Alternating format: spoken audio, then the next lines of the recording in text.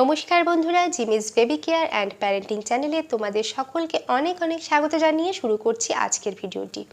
তো আজকে আমি তোমাদের সঙ্গে যে বিষয়টি শেয়ার করব সেটা হলো আমার প্রেগনেন্সির সিমটম, মানে প্রেগনেন্সির টাইমে আমার কী কী সিমটম হয়েছিল। এর আগেও আমি ভিডিওতে তোমাদের এগুলো শেয়ার করেছি, তবে যে বিষয়গুলো আমি ভুলে গেছিলাম সেগুলোই আজকে আমি তোমাদেরকে জানাবো। প্রেগনেন্সিতে আমার কিছু অদ্ভুত কিছু ইচ্ছে হয়েছিল যেগুলো এর আগে তোমাদেরকে জানানো হয়নি, তো এখন জানাচ্ছি। তো প্রথমে আমি বলবো যে যখন থেকে আমার 6 মাস কমপ্লিট হয়ে 7 মাসে পড়ে গেল, তখন থেকে না আমার একটা ভারী অদ্ভুত ইচ্ছে, মানে ভালো লাগতো একটা জিনিস, যেটা হচ্ছে সাবানের গন্ধ। মানে লাক্স সাবান বা লাইট বয় সাবানের গন্ধটা আমার না এত ভালো লাগতো যে সাধারণত আমার স্নান করতে বেশি টাইম লাগে না, 5-7 মিনিটে হয়ে যায়, কিন্তু সেই সময় আমি একেবারে 20 মিনিট আধ ঘন্টা ধরে স্নান করতাম। কারণটা হচ্ছে সাবানের গন্ধটা শোনার জন্য।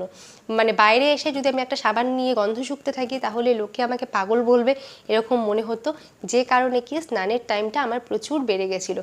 আর ভীষণ ভালো লাগতো, ভীষণ ভালো লাগতো, মানে সাবানটা মুখের সামনে নিয়ে মনে হতো যেন সাবানটা একদম খেয়েই ফেলি, কিন্তু সাবান তো খেয়ে ফেলা যাবে না, তাই গন্ধটা নিতাম। আর সাবানের মানে সব সাবানই মোটামুটি কিন্তু ভালো লাগতো, সাবান, বডি ওয়াশ, এমনকি বলতে পারো ফিনাইল, মানে ঘর মুছতেও ভীষণ পছন্দ করতাম, ফিনাইলের গন্ধটা ভীষণ ভালো লাগতো। ডেটল, ফিনাইল, স্যাভলন, এমনকি কেরোসিন তেলের গন্ধটাও ভীষণ ভালো লাগতো। জানি না তোমাদের কারো এটা হচ্ছে নাকি, আমাকে জানিও তো যে এগুলো কি আমার সাথেই হয়েছে না তোমাদের অনেকের সাথেই ঘটেছে।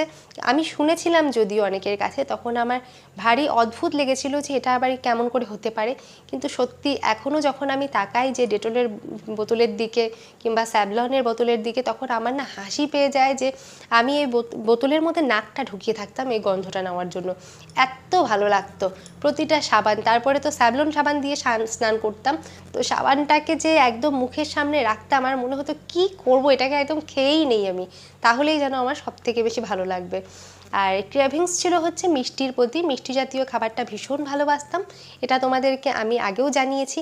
খুব যে খেয়েছি মিষ্টি তা না, মানে খাওয়ার চাহিদা ছিল, মানে মিষ্টি জিনিসটাই ভালো লাগতো প্রথম দিক থেকে। বিশেষ করে শেষের দিকে তো মিষ্টি খেতাম, কিন্তু প্রথম দিকে খুব একটা খাওয়া হয়নি। মিষ্টির মধ্যে পায়েসটা খেতেই সব থেকে বেশি ভালো লাগতো, কেন যেন তখন জানি না। এমনিতে অন্যান্য টাইমে আমার খুব একটা বেশি পায়েস ভালো লাগে না, কিন্তু তখন কিন্তু আমার পায়েসটা খেতে খুব ভালো লাগতো। আর একটা কি, তখন না আমার খুব পাহাড়ে যেতে মন চাইতো, কিন্তু সম্ভব না যাওয়াটা, কিন্তু মনে ভীষণ ইচ্ছে ছিল যে মানে পাহাড়ে যাব, একা একা বসে থাকবো, এই ধরনের একটা ইচ্ছে মনের মধ্যে খুব ঘুরতো, ইচ্ছে করতো ভীষণ। তোমাদের কার কার এমন ইচ্ছে হয় আমাকে একটু জানিও, আমার ভালো লাগবে তাহলে। তো এটা ছিল একটা সিমটম বলা যায় কি না জানি না। আর একটা হচ্ছে, এটা সবার সঙ্গেই মোটামুটি ঘটে, কিন্তু আবার কেউ কেউ বলে নাকি এর মাধ্যমেও ছেলে কি না মেয়ে জানা যায়, যে প্রেগনেন্সিতে আমার কিন্তু যে বারবার টয়লেট পাওয়ার সমস্যাটা ভীষণ রকমের ছিল। একেই তো সারা রাত, আসলে সারা রাত ঘুমোতাম না জন্যই হয়তো বেশি হতো, যে 5 মিনিট অন্তর অন্তর টয়লেট যেতে হতো, 5 মিনিট অন্তর অন্তর বা তার থেকেও কম, যে মানে টয়লেটে গিয়ে এসে বিছানায় ওঠা মাত্র আবার টয়লেটে যেতে হতো। সারাটা রাত এই করতে করতেই কেটে যেত, ঘুমও হতো না আর বারবার টয়লেট যেতাম। অনেকে বলে যে কি বেশিবার টয়লেট পেলে নাকি ছেলে হয়, এটা কিন্তু হতে পারে না, কারণ আমি তোমাদের আগেও জানিয়েছি যে ইউটেরাসের পরেই হচ্ছে গিয়ে ইউরিন থলিটা থাকে, তাই ইউটেরাসটা যত বড় হতে থাকে, বাচ্চা যত বড় হতে থাকে, ইউটেরাস বড় হতে থাকে, স্বভাবতই ইউরিন থলির উপর চাপ পড়তে থাকে, তাই বারবার টয়লেটটা পায়। আর আমি যেহেতু রাত্রে ঘুমোতে পারতাম না, সে কারণে আমাকে আরও বেশি করে যেতে হতো। যেদিন যেদিন ঘুমিয়ে পড়তাম সেদিন হয়তো অন্য দিনের তুলনায় একটু কম যেতে হতো, সেদিন হয়তো 3-4 বার গেছি। আর যেদিন করে ঘুমোইনি, তোমরা বললে বিশ্বাস করবে কিনা জানি না, যে রাত্রিবেলায় 15 বারও আমি টয়লেটে গেছি। তাহলে ভাবো সারা রাতটা শুধু টয়লেটে যেতে আর আসতেই কিন্তু কেটে গেছে।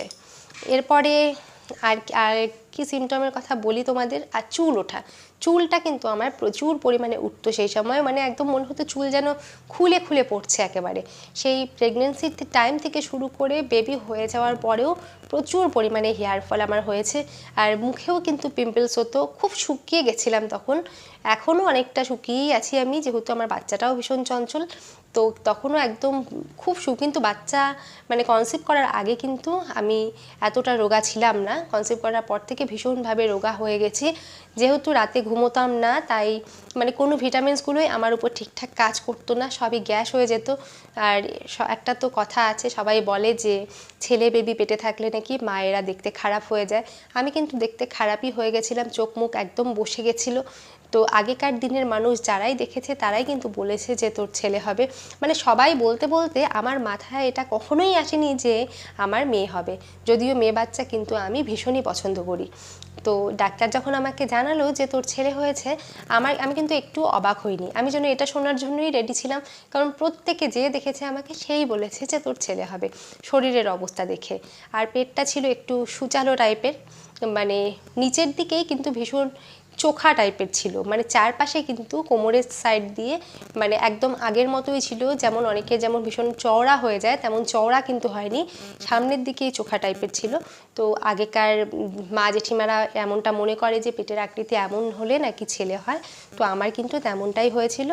তো বন্ধুরা, আমার এই সিমটমগুলো কার কার মধ্যে আছে আমাকে একটু জানিও, আর আমার এর আগের ভিডিওগুলোও দেখে নিও, সেখানে আমি আমার সব সিমটমগুলোই শেয়ার করেছি। তো আজকের ভিডিওটা এখানেই শেষ করছি, আর ভিডিওটা যদি ভালো লাগে তো ভিডিওটাতে like, comment, share and subscribe করতে কিন্তু ভুলো না আমার চ্যানেলটা। আর পাশে থাকা বেল বাটনটাকেও হিট করে দিও, যাতে পরবর্তীতে এই ধরনের ভিডিও আমি যখনই ছাড়বো নোটিফিকেশন যেন তোমরা পাও। তো টাটা।